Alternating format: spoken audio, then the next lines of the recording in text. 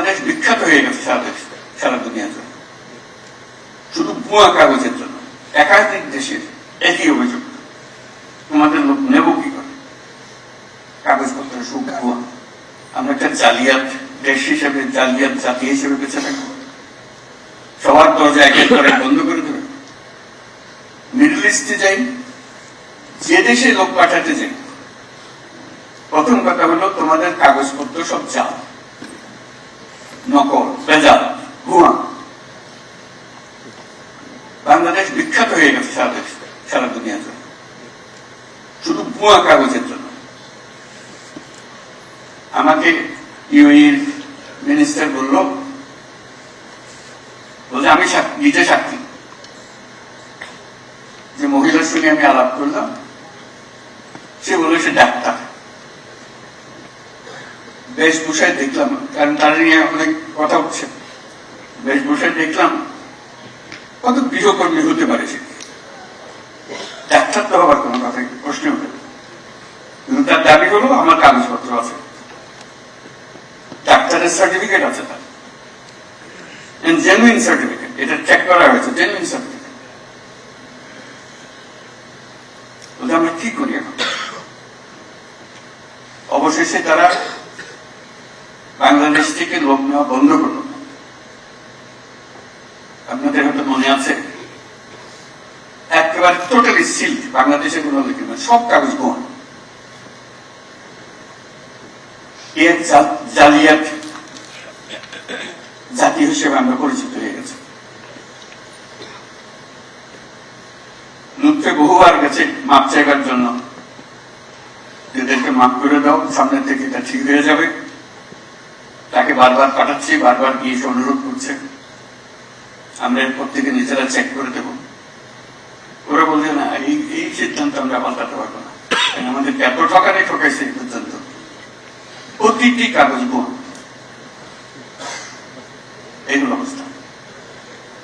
এই দরজা খুলছে কিনা জানি না, একবার শুনলাম শুধু অল্প একটু খুলেছে, শুধু একটা দেশ না। ডাবল ধামাকা অফার, ওয়ালটন ট্যাবলেট পাওয়া যাচ্ছে নতুন ছাড়কৃত মূল্যে। একাধিক দেশের একই অভিযোগ, তোমাদের লোক নেব কি করে, কাগজপত্র সব ভুয়া। ওই যে শব্দটা ম্যাজিক ওয়ার্ড যেটা উল্লেখ করলাম, ওটাই আসল দালাল। এই দালাল থেকে সবকিছু উৎপত্তি হচ্ছে।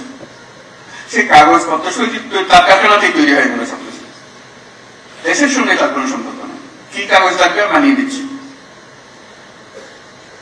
যাকে যে কথা বলে তার থেকে টাকা আদায় করে একবার তার পৌঁছে দিলে সে টাকা সব পেয়ে যাচ্ছে। আমাদের কপালে কেই থাকবে? আমরা একটা জালিয়াত দেশ হিসেবে, জালিয়াত জাতি হিসেবে বেঁচে থাকবো, সবার দরজা একের পর এক বন্ধ করে দেবে। কয়টা দেশের এখন বন্ধ আছে আমাদের বলতে পারবো নাকি? কয়েকটা দরজা বন্ধ। অভিযোগ একটাই, জালিয়াতি। ওই জালিয়াতিতে করে আমাদের যারা সি ফেয়ারার্স আছে, যারা জাহাজে কাজ করে, এটা একটা করুণ কথা। তারা এই বন্দরে যখন আসে, ওই সব দেশের বন্দরে তাদের নামতে দেয় না। ওই যেহেতু ভিসা বন্ধ, ওই বাংলাদেশি যারা বহুদিন আকুতি মিনতি করতেছে, আমাদের তন্ত্র, আমরা তো কোনো দোষ করি না, আমরা দেশে থাকি না, আমরা জাহাজে থাকি। শুধু বন্দর ভিড়েছে, বন্দরে ভিড়েছে বলে আমাদেরকে এখানে যেতে হচ্ছে। এটা নিয়ে বহু দরবার করলো, বারে বারে যাচ্ছে, বারে বারে বোঝাচ্ছে।